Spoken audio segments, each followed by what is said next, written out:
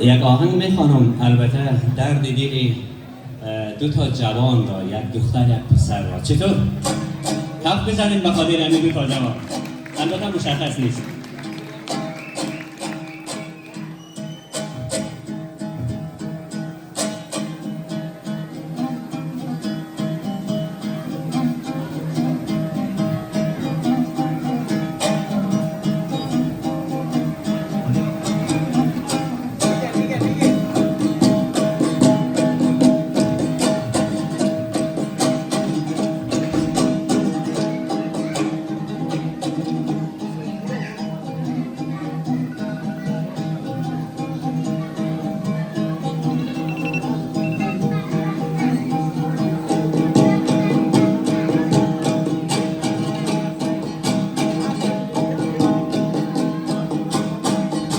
چپوشی آلگک نرسیمی مجان جوان شده کای شوی مونیمی نجان جوان شده کای شوی مونیمی نجان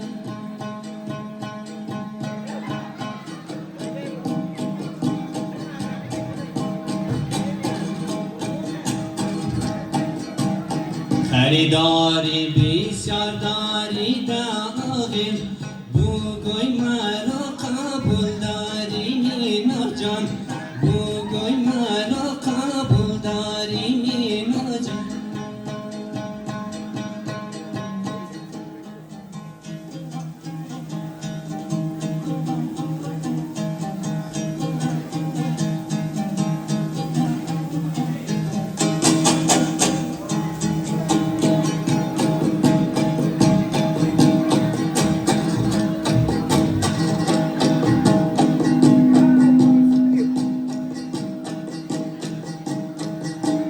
گلی از او می آیا بوی نامونم بچه او درزادر شوی نامونم بچه او درزادر شوی نامونم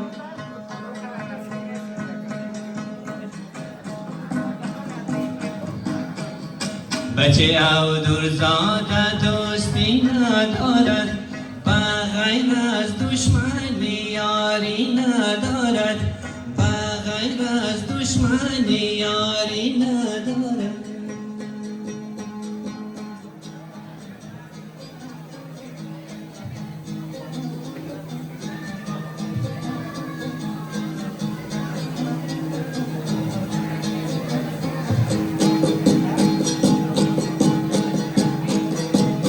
خیرونی می ناگه کی شوی شیلنگه داگیر گوشی خوکت بیخی دا جنگه داگیر گوشی خوکت بیخی دا جنگه